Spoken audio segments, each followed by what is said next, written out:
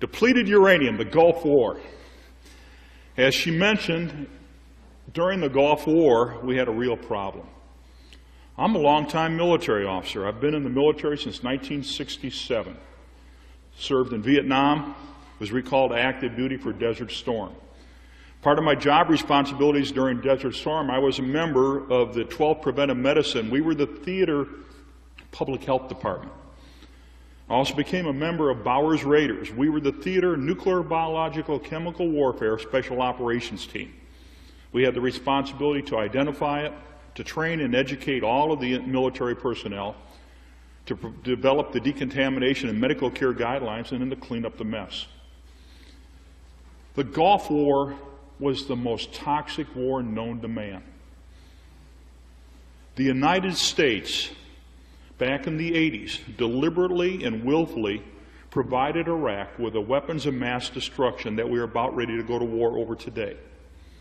That is all verified in the United States Senate report, provided called the Regal Report. You can obtain that on the traprockpeace.org website. The other thing that happened is once we knew where it was and we went to war, we had to make a conscious decision. We made a conscious decision at the command headquarters that we would blow up Iraq's weapons of mass destruction in place, as chemical, as biological, as nuclear. That's verified in Schwarzkopf's autobiography on page 390. We made that decision in December of 1990. The purpose was to destroy it where it was rather than for him to release it substantially back on the coalition forces as we went to war. Ladies and gentlemen, when we go to war, the purpose is to kill. The purpose is to kill the enemy, every single one of them. That is part of war. As a consequence, in preparation for war, or to ensure that we win the battles, the United States made a deliberate decision that they would use depleted uranium munitions, as they're called. In 1990, when I was deployed to the Gulf War, I didn't know a thing about depleted uranium munitions. Well, that's 20-some odd years after I initially went into the military. In December of 1990, I received a letter via the United States mail into a combat zone from the Pentagon, from the senior health physicist for the U.S. Army, saying, you better think about depleted uranium. And I go, what's that? I've never heard of it. Did not know. We went to war. We're blowing up all the chemical and biological stockpiles that Iraq has. This is like hitting an ice cube with a hammer. All that happened is it came back on all of us. It came back on the Iraqis, the Kuwaitis, and the Saudis. We misused pesticides beyond belief. Toxic industrial chemicals. You're moving a city, a giant military force, and they have to use all of that stuff. So all that stuff was released and came back on everybody.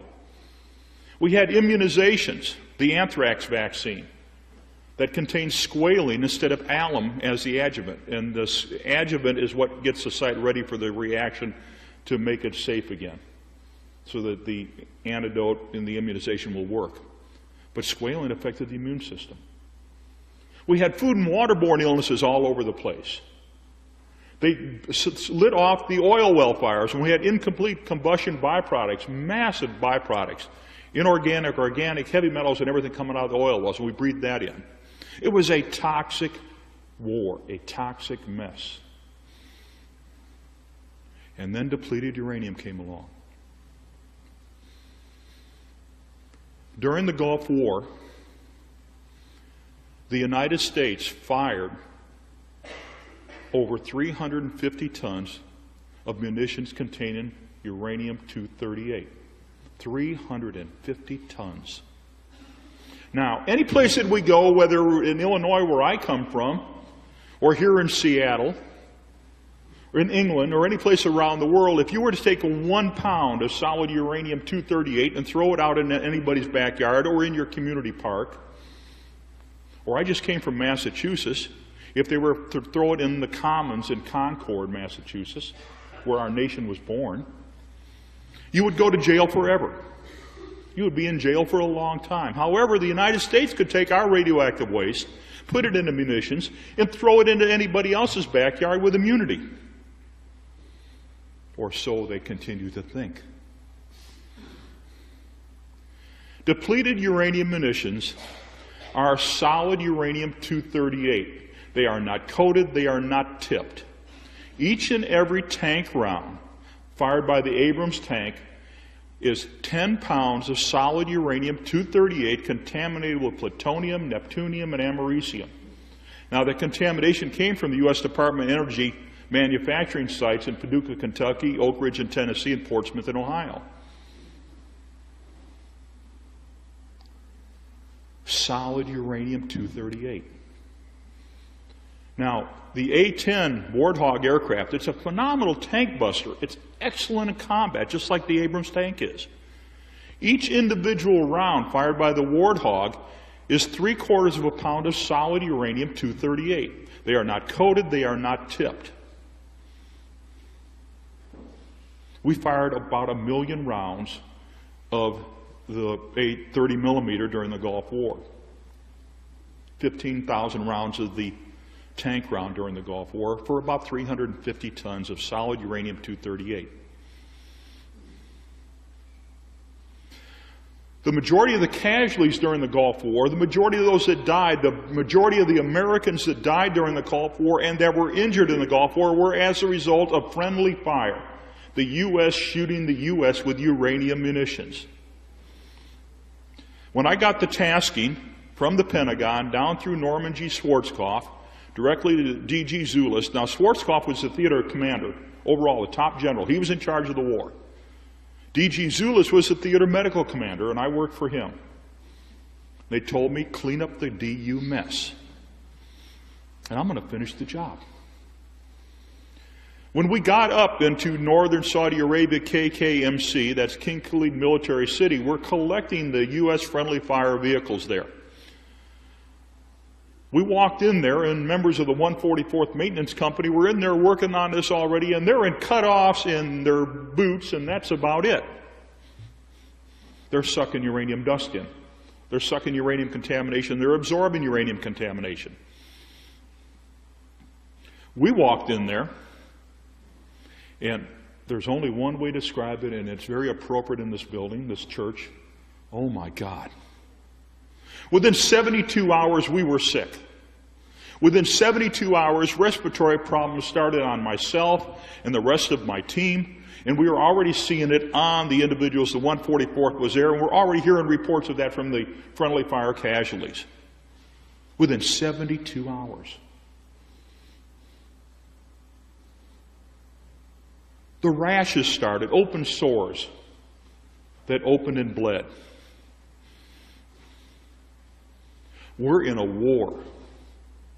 Things are blowing up around us. We're pulling unexploded ordnance out of these destroyed vehicles. We're messing around. Now everybody says you got to wear respiratory and skin protection, or some type of respiratory and skin protection. It's 100 and some odd degrees. And they told us all you need is exam gloves for your medical personnel and a surgical mask. Well, as everybody that's worked in the medical field knows, that a surgical mask is good for spit and not much else.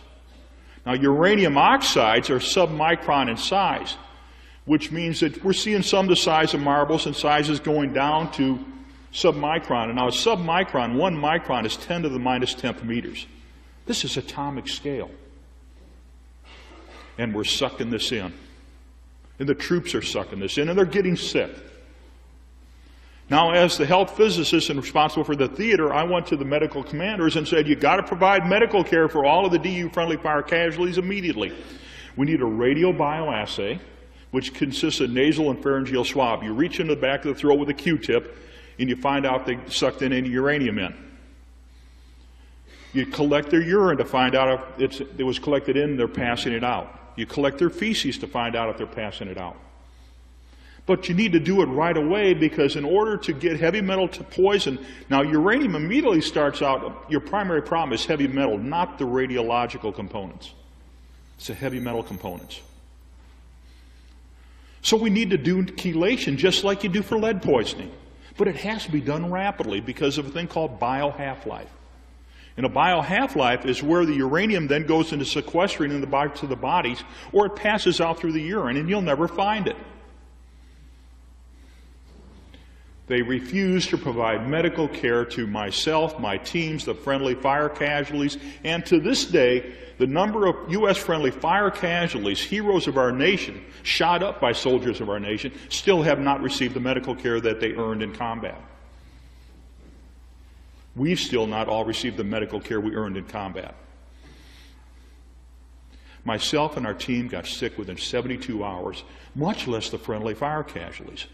I'd go to the commanders of units that had the friendly fire casualties and said, provide them medical care. They have uranium poisoning. They never got it. Mr. Jerry Wheat, friendly fire casualty, a very good friend. His father discovered it years later. His father was a scientist at Los Alamos, had a Geiger counter and find out that, oh, my son's hot for radioactivity. Geez, it's the shrapnel that they never removed. That they never removed. We've had a toxic wasteland, an unbelievable toxic wasteland caused by deliberate Iraqi actions with their weapons of mass destruction in their Scuds. I've had 32 Scuds come in over my head and blow up. You just, crawl under your bed, which is basically a canvas cot, and you put on your protective clothing and hope that that protective clothing works and that the warhead doesn't come down and blow up in your face. A toxic wasteland. What is depleted uranium? Depleted uranium is uranium-238. It is the byproduct, chemically known as uranium hexafluoride, when we remove the fissionable components, that's uranium-234 and 235, to make reactor fuel and atomic bombs. For every 100 pounds of solid natural uranium that I have, 99.2 pounds to begin with is uranium-238, and 0.8 pounds is uranium-234-235, the fissionable component. When you go through the processing system, what you end up with is for every 100 pounds of solid uranium that you now have, you have 99.8 pounds of uranium-238 and 0.2 pounds of uranium-234 and 235. That is known as depleted uranium. Ladies and gentlemen, there is nothing depleted about it. Nothing depleted about it at all. Now, they keep saying, when you see a government report, they say it's 40% less radioactive than the other stuff. What they forgot to do was write down the other part of the paragraph that I put down for them. The alpha emissions. Uranium gives off three primary emissions. Alpha particles, which are the helium nucleus, 2 protons and 2 neutrons. These are massive particles. When they get into tissue, cause tremendous ionization damage to tissue. Absolutely rip it apart. And then you have the gamma particles, but those are outside, and there's not a whole lot. They're very small, pure energy. And then the beta particles, like an electron. That's what runs around in our electrical wires and provides us electricity. But when you change the proportion of uranium-238 from 99.2% or 99.2 pounds per 100 up to 99.8 pounds per 100, guess what? The alpha emissions increase proportionally. So when you get to uranium-238 in your body, no wonder we all got sick.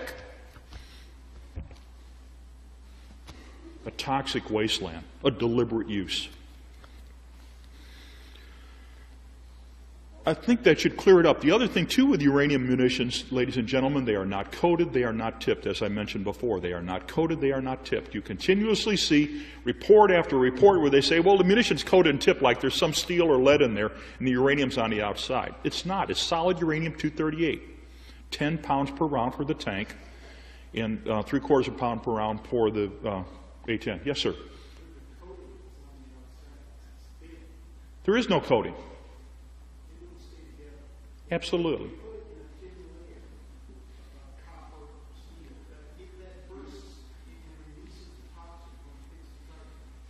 There's a very thin copper coating on the A-10 round, the 30 millimeter round. It's so thin that it's only to protect the gun barrel riflings. Then it's gone.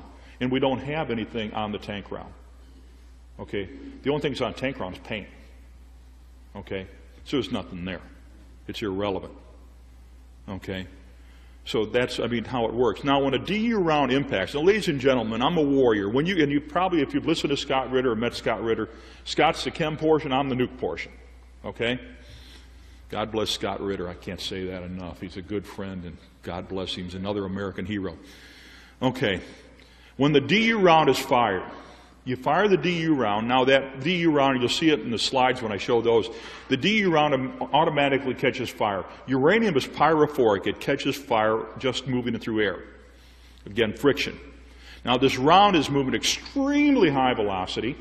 The tank round is about 3/4 of an inch in diameter, and it's 18 inches long, and it's 10 pounds and weighs 10 pounds, or over 4,500 grams, when we actually talk about mass versus weight. Now this thing is a gigantic kinetic energy dart. It's a massive dart flying at phenomenal velocities with tremendous forces and pressures over a little area about 3/4 of an inch in diameter, and it just goes right in like mad. It kills everything. Inside the vehicle, you have spalling. The uranium is coming off, so what you see inside would be if I took a whole handful of BBs, ignite all these BBs, or ball bearings, throw them at extremely high velocity, and they're going through this vehicle at unbelievable forces, and anything that's inside ignites, anything that's in there blows up, anything that's in there dies. Now, you can have survivors in some vehicles. It just depends on where they were and how many rounds hit it, and where the shrapnel went. It's a firestorm. It's a firestorm within the vehicle, beyond belief. Now, some of you have seen this and seen the videos where I show exactly what it looks like inside the vehicle on impact. And ladies and gentlemen, it's pure hell. Now, as that does, you have uranium oxide and dust that are all formed. And what we learned from research firsthand in the desert, and then when I became the director of the Depleted Uranium Project for the Department of the Army, the Department of Defense, and NATO, I'm the guy that did the research. They told me to figure out how to use this in a war.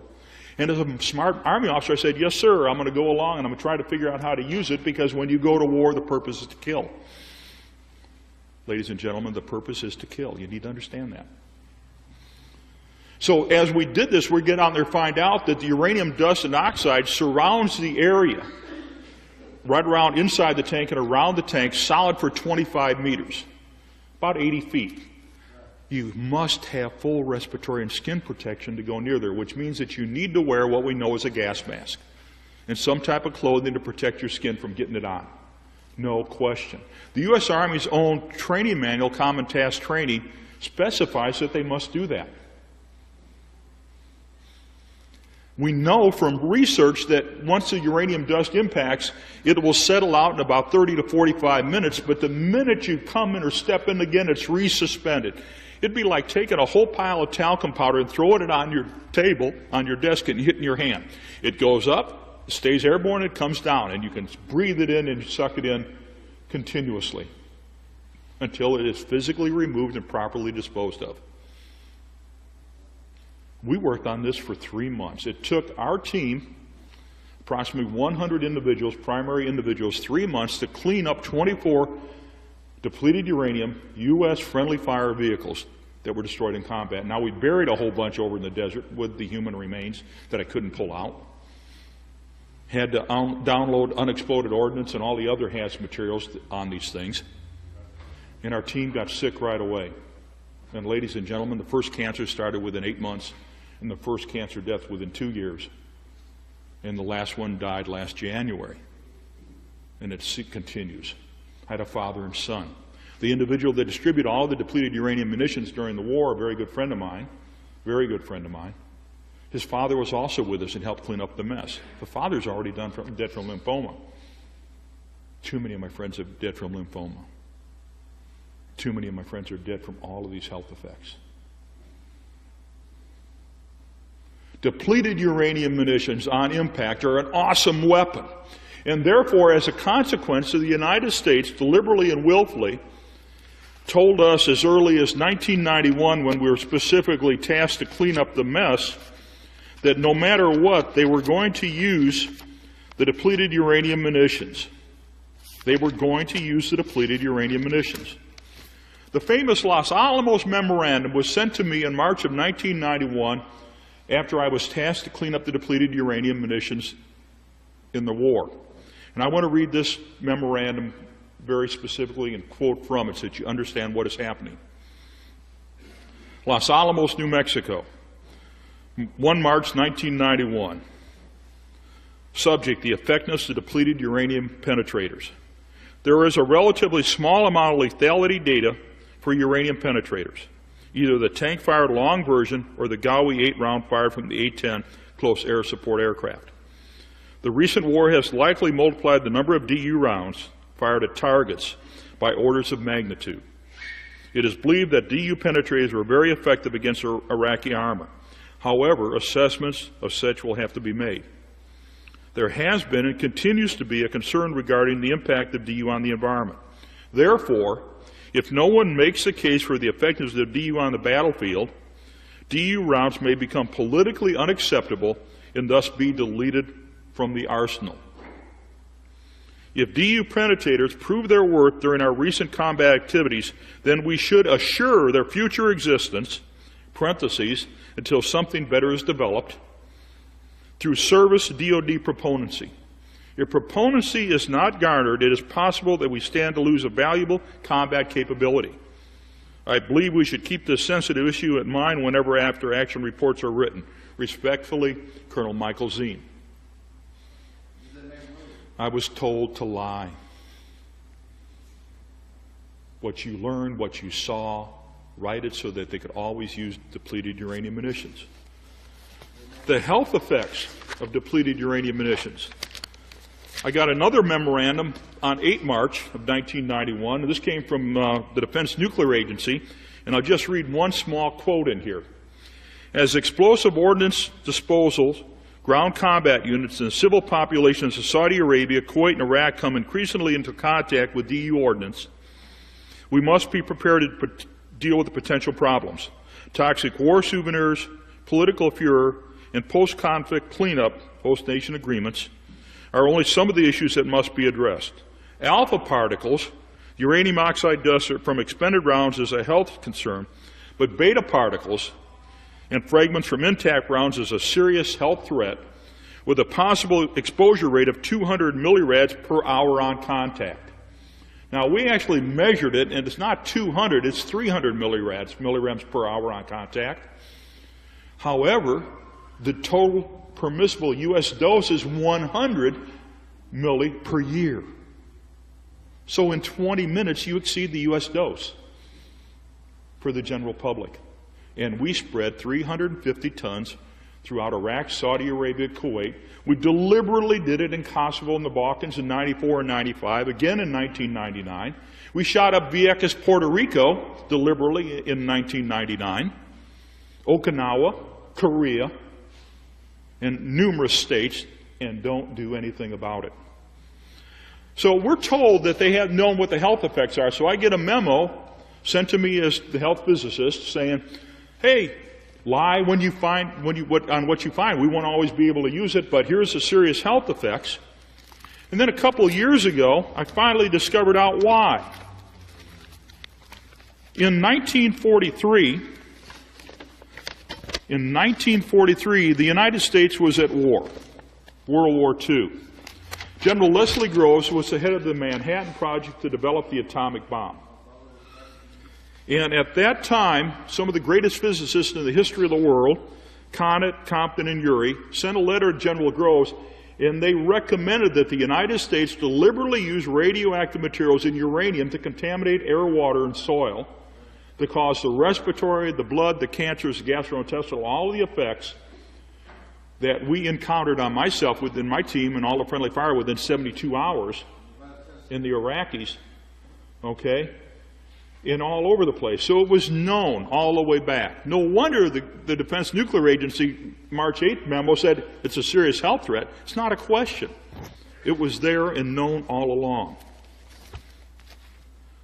How does it work? It kills everything on impact. It's a firestorm. It's unbelievable.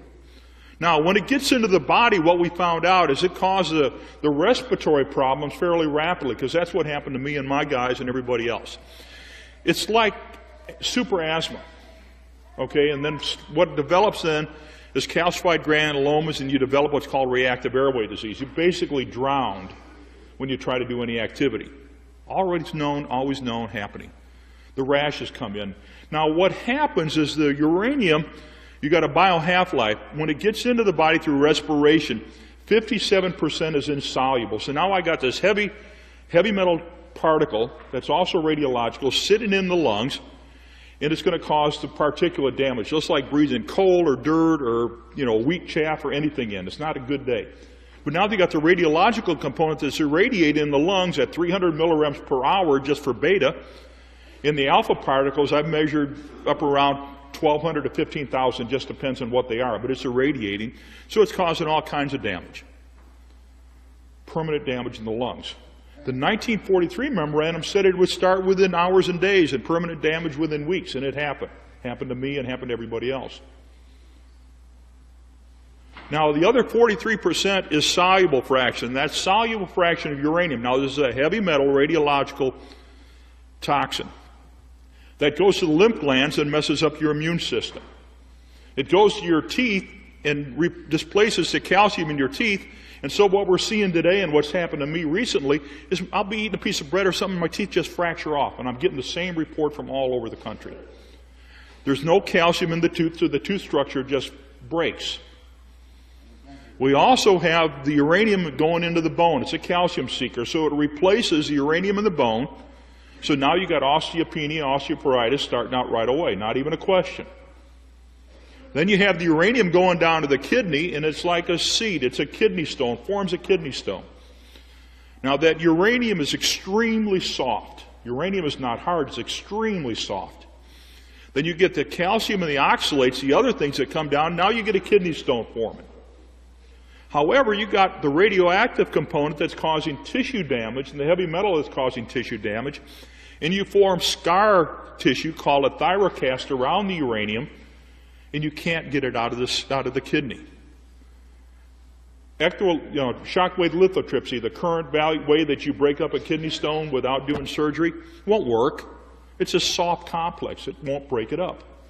So that kidney stone is embedded in the kidney, and they keep forming, and I don't know how many, I gave up my number of kidney surgeries. After a while, they just said, it's in the dozens. There's no sense counting them anymore. That stone forms in there, and they can't remove it unless they remove it from surgery. Now, the uranium stone is formed down there, and it's locked in the lower part of the kidney in the calyx. So what you have is continued chronic kidney pain. How would you like to go to war, have them use ammunition, not provide medical care, not tell you, and then when you get so painful that you literally can't step into your own pants? It's not a good day. So we've got all these things happening. And then the cancers developed. Member of my team, he had the first bunk in our tent closest to the uranium contamination in the Gulf War. And he developed cancer of the pharynx and the larynx, up here in the back of the throat within 8 months. He's dead. Sitting's dead. Sewell's dead. I just count and count and count. Dave Kiefer, the guy that had the responsibility, and his dad's already dead from lymphoma because his dad was a civilian that came over to help us clean up the mess. And this is where it comes in very important to what's just recently happened in Idaho. Mr. Kiefer had the responsibility for cleaning up the DU armor and fixing the DU armor on the messed up tanks. And he's already died of cancer. They said the civilians weren't there and did it. Well, it's real funny. I got a picture of them doing it. Yeah, I guess it was my imagination. And it continues on that work. Was the Gulf War an easy war? Not hardly. It was a toxic wasteland. And it's still a toxic wasteland today. It's not changed. A toxic wasteland.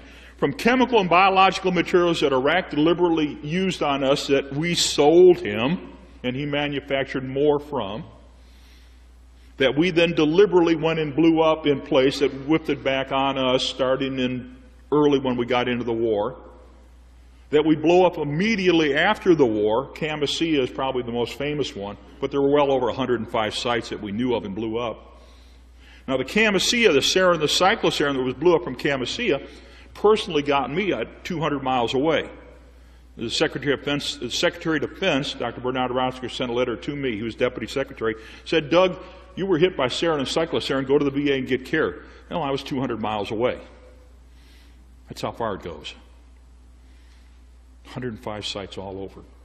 Then Scott Ritter's team, UNSCOM, God bless Scott Ritter, they went in and they blew up a whole bunch more and destroyed a whole bunch more of this stuff.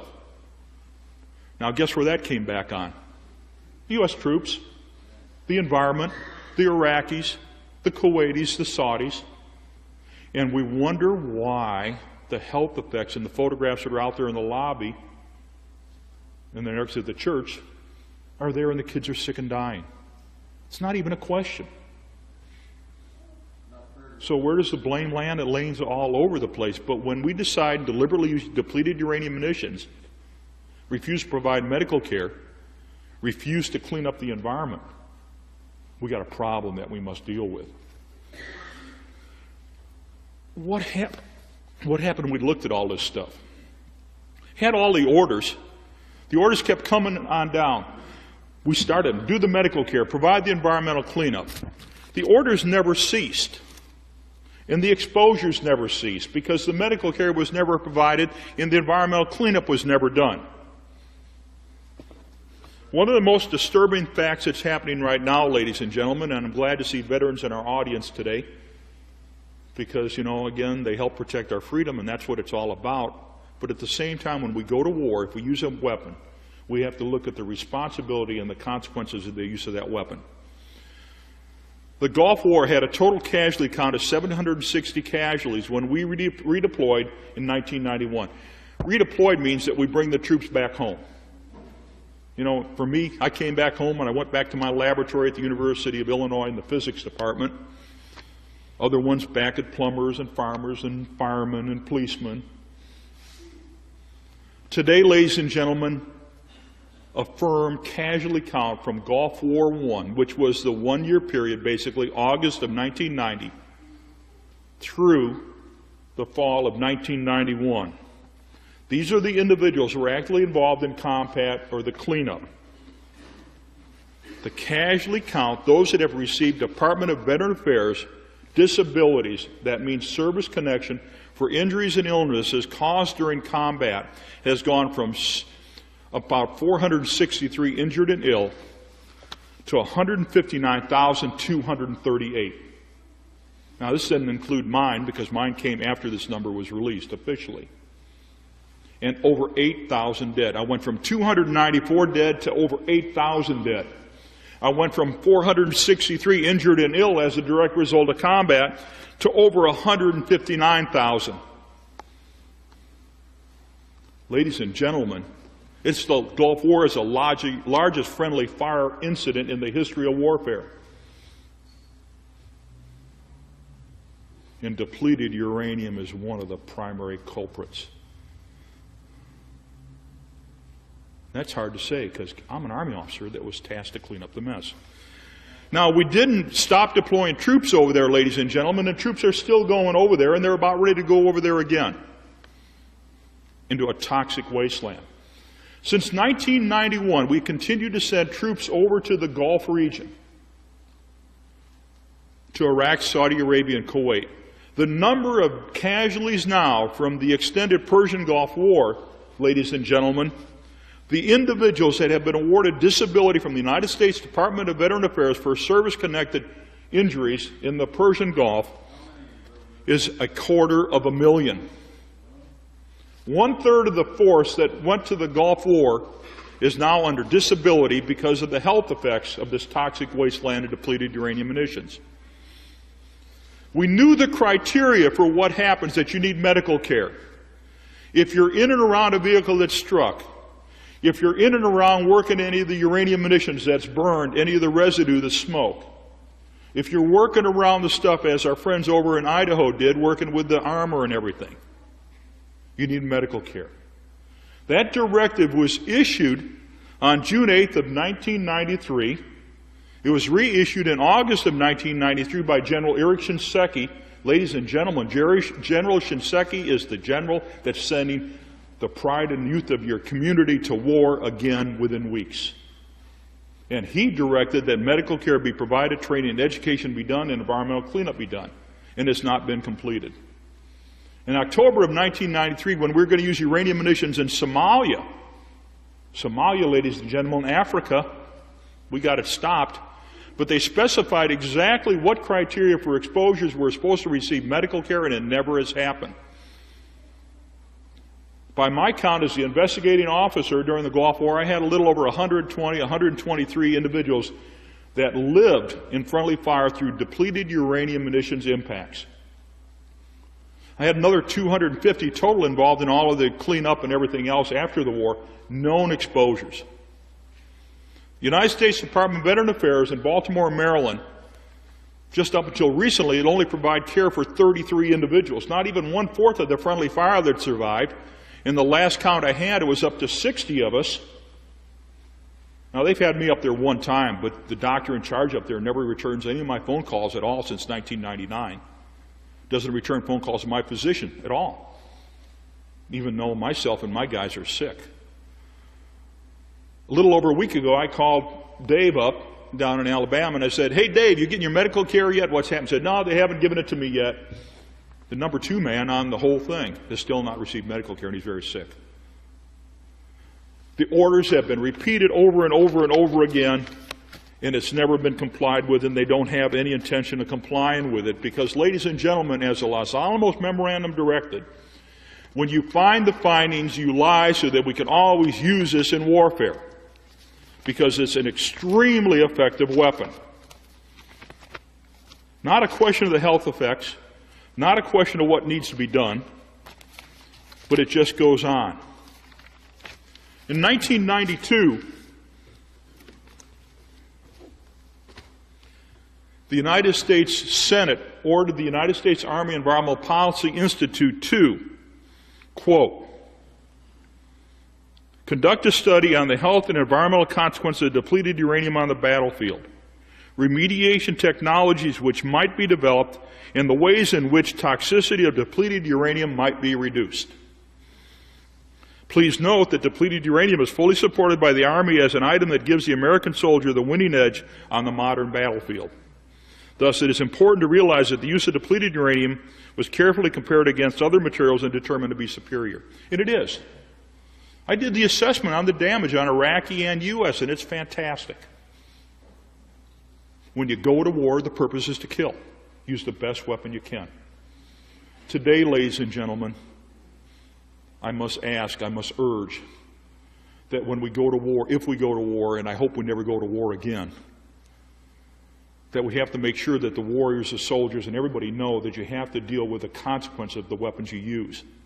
You can't take radioactive materials and deliberately and willfully throw them in somebody else's backyard, deliberately and willfully deny medical care to the U.S. veterans, the heroes of our nation.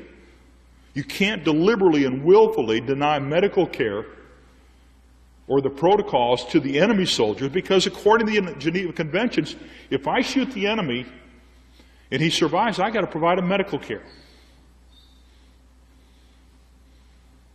We have forgot something about ethics and morality, and it never ceases to amaze me. Now, the medical care directives that were coming out just didn't end with that. In 1993, when we're trying to get all the medical care put together, the U.S. Army Medical Department sent an order out, and in that order they deliberately said to leave the uranium shrapnel embedded in the arms and the bodies of the U.S. friendly fire casualties to determine what the health effects would be. And Jerry Wheat developed cancer, and the individual that wrote the memorandum, when we were in Washington, D.C. testifying, sat right next to him and said, "Oh, sorry, Jerry, no, it didn't really cause it." It's a crime against God and humanity. And it never stops. And it never stops. The medical directives have been issued. The cleanup procedures I developed. We told how do you clean it up or what you can do. But as we started to do this, we found out that for every single vehicle that's destroyed, I have to pick up that vehicle physically. Now, it's got all kinds of unexploded ordnance in there and everything else, so it's a bomb in of itself. Okay, so you can move it, jink it, whatever you want to bump it or anything, and it'll blow up. 3 of my guys died at a place called Doha when that whole thing blew up in August of 1991 because they were trying to clean up a destroyed tank, and that ammo was unstable, blew them to smithereens. 2 of my other team members, one was gone trying to get a truck, and the other one, the only reason he survived is because he was able to duck down underneath the desk. Unbelievable mess. I don't know how to describe it. The United States Army, command staff at the Pentagon, and Schwarzkopf and Zulus told me to clean up the depleted uranium mess. They recalled me to active duty as the Depleted Uranium Project Director to develop all the training and education necessary to make our troops safe and NATO troops safe when they use it. They ordered me to develop the environmental cleanup procedures. And we found out that for each single vehicle, I'd have to take that vehicle, physically remove it, and then scrape all the dirt down to 6 inches out to 400-meter radius in order to make it safe. The highway of death, ladies and gentlemen, is a toxic wasteland depleted uranium mess as we speak. The Seattle Post-Intelligencer, Larry Johnson, just wrote an article, and we worked on and talked with them. They went over there and measured the contamination physically at the site, and it was 1,000 times permissible. Had nothing to do with the U.S. Army measurement. That's your own local newspaper and your congressman. Not a question. An unbelievable mess. Ladies and gentlemen, when you go to war, the purpose is to kill. However, when we go to war, we have to remember what are the health and environmental consequences of the weapons that we choose to use in war. The Army asked me to clean this up. I myself am affected. The individuals that I asked to work with me are sick and dead. The pride and youth of our nation are sick and dying, and they've been denied medical care. And the casualty rate now for all individuals deployed to the Persian Gulf is over 250,000. And we're about to go to war again. The gas mask, ladies and gentlemen, that we wear when we go to war, that was supposed to protect us there during the war, doesn't work. The United States General Accounting Office has absolutely verified that, and the Army knows it. When you move your head, the seal breaks under your chin, and when you don't have a seal, when you go into it, whether it's chemical or biological or radiological, you're going to breathe it in. And you're going to get sick and you're going to die.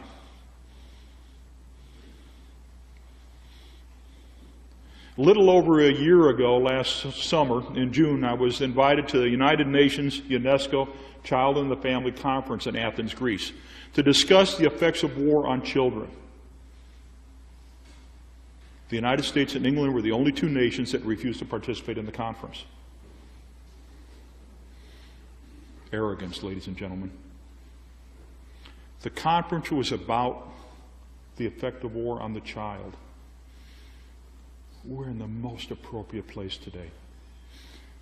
2,000 years ago, it was said, and a child shall lead them.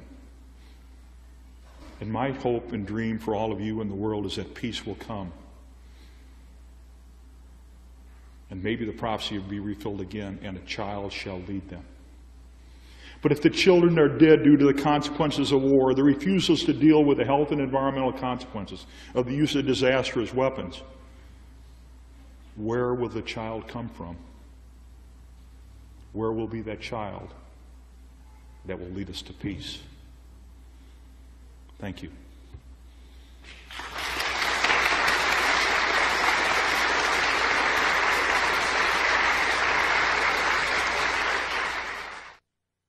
Are there any uranium-238 substitutes that should be used instead of this substance? The primary substitute, which I would recommend, and again has the effectiveness of a penetrator, is a tungsten penetrator. Again, the Department of Defense even acknowledges in the videos that we've done that tungsten, the difference is basically you can fire a tungsten round at 2,000 meters versus a DU round at 3,000 meters have the same effect. However, the type of battles we're going to have are very seldom going to be in the desert again. So when you're in close range comparison, tungsten's a lot better. It doesn't leave all the environmental and health effects that DU does. I don't have any idea on cost.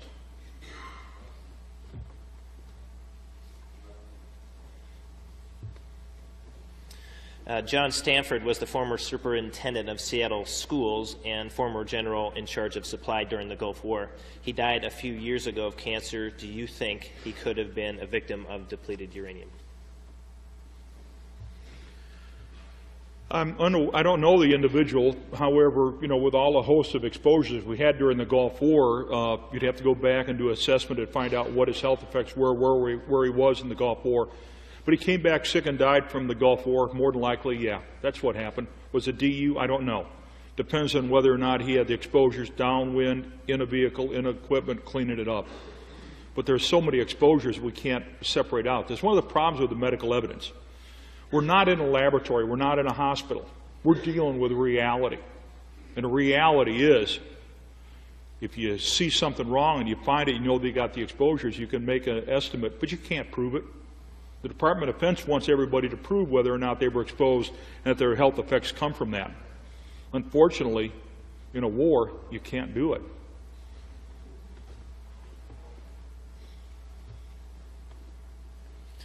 Can you describe how depleted uranium gets into groundwater and the food chain and its effects there?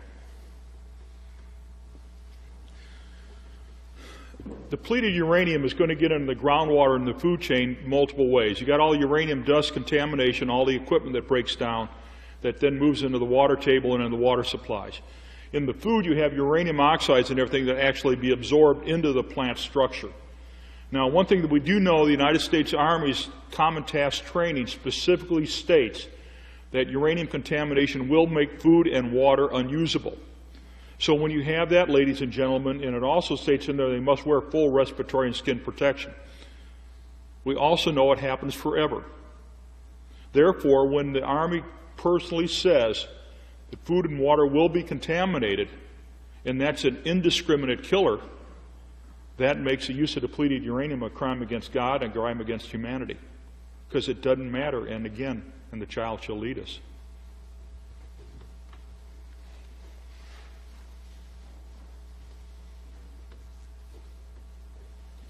Has Gulf War syndrome finally been recognized as a toxic illness? No. Gulf War syndrome has been not recognized as a toxic illness, and the reason is, if they have to acknowledge what happened to all of the veterans during the Gulf War and since the Gulf War, then they have to acknowledge that the same thing happened to the civilians. And the civilians, the women and the children, and everybody else don't deserve this. The non-combatants don't deserve it. So no, they don't want to recognize it. And all of us that speak out suffer massive retaliation for speaking out, for finishing our job. Again, when will responsibility happen? We got to make it happen.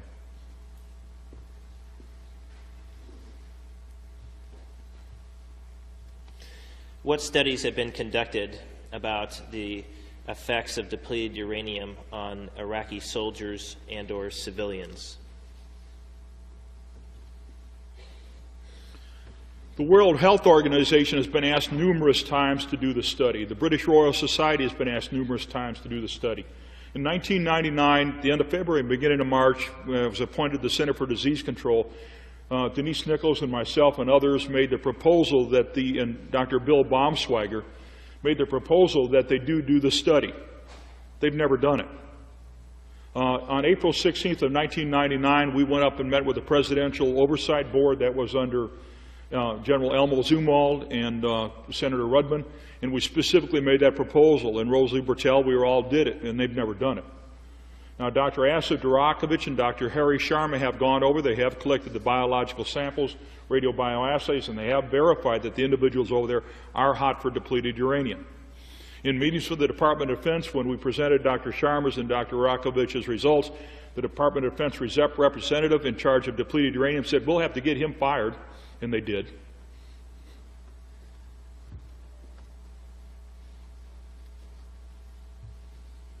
In your opinion, how many people living in areas where depleted uranium are used are affected at this time?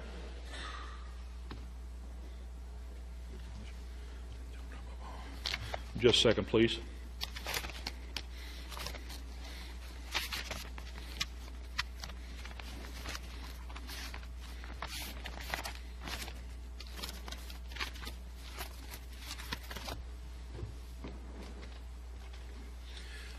The individuals affected by depleted uranium, if you're in an area, again, coming back to the criteria for exposures, okay, and I've got to pull that paper up again if you wait a moment.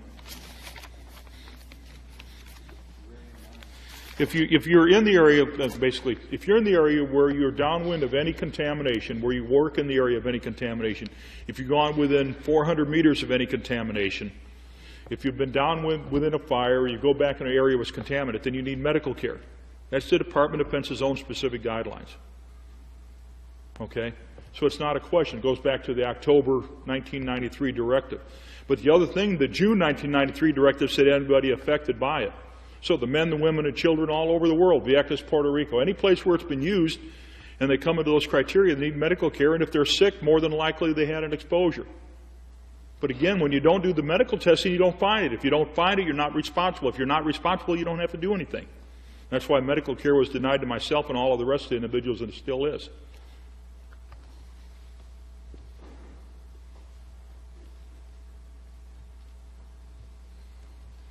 What is the status of the bill introduced by Representative McKinney to ban DU use and sale and development?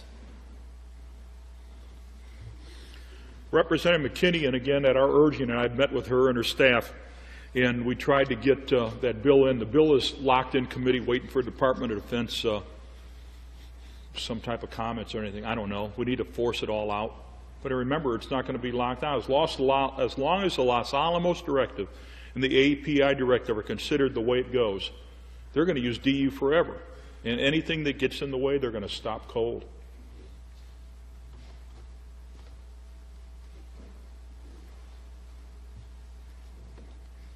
What are the proper cleanup measures for uranium-238?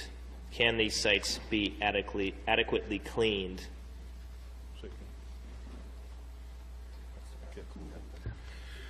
The cleanup procedures is you have to physically pick up the contaminated equipment, vehicle, or structure. But prior to do that, especially in a war, you have to unload all the unexploded munitions that are now extremely unstable. You have to remove all the hazardous materials that are out of there. Then what you have to do is either take that a facility like Barnwell, South Carolina, that's a multi-million-dollar facility. It took them 4 years to clean up 24 vehicles. Now, 4 years for 24 vehicles at a specialized facility? What about the thousands upon thousands of vehicles littering all the battle areas?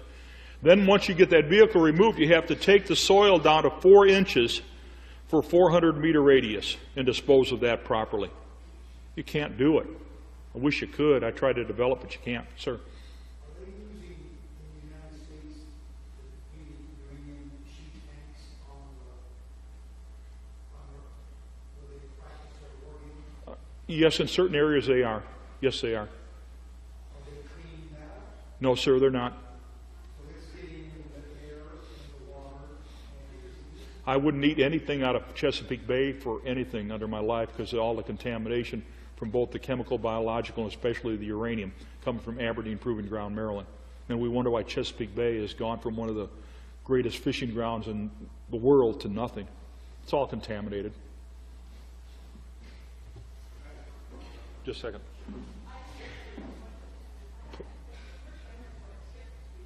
I can't hear you.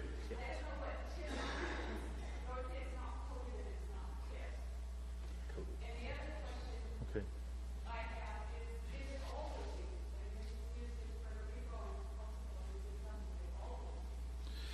Okay, again, this is a total confusion, and the individual that started the confusion did it deliberately. I'm holding a pen up here. If you have depleted uranium round, okay, this round is solid uranium.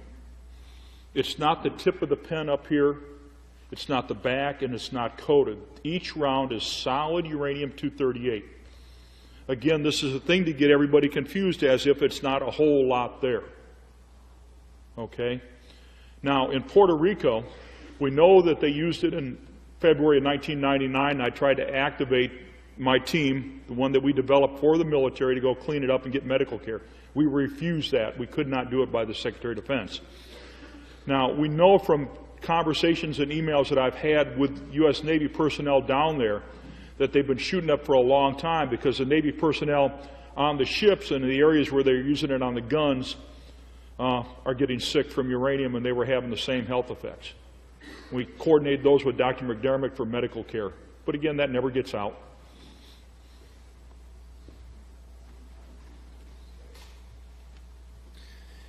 The Department of Energy is using uranium for these bombs. What else are they using it for? Or are they being recycled into consumer products and marketed? They have over 700,000 metric tons stored at Paducah, Kentucky, Oak Ridge, Tennessee, and Portsmouth, Ohio. So if you go to the United States Department of Energy website and pull up the environmental impact statement for uranium hexafluoride, you will find out that they want to sell it in concrete. That's called DU-crete. They want to put it in road building materials. They want to put it in buildings and structures, and they want to use it in weapons. So yes, be careful what you buy. Now, the other thing that we do know and have verified 100% is, as a consequence of war, they decided to recycle the metals from combat. So the United States Navy has bought cooking pots to serve fixed food and serve food to our Navy sailors on their ships that are contaminated with uranium metal as a consequence of war and recycled. Be careful where you buy your car bumper. We had a case in Mattoon, Illinois, where they found the bumper was radioactive and it had been processed into a new bumper, and it was uranium-contaminated metal from the Gulf War, went through Japan, and got down to a bumper that was sold in Mattoon, Illinois.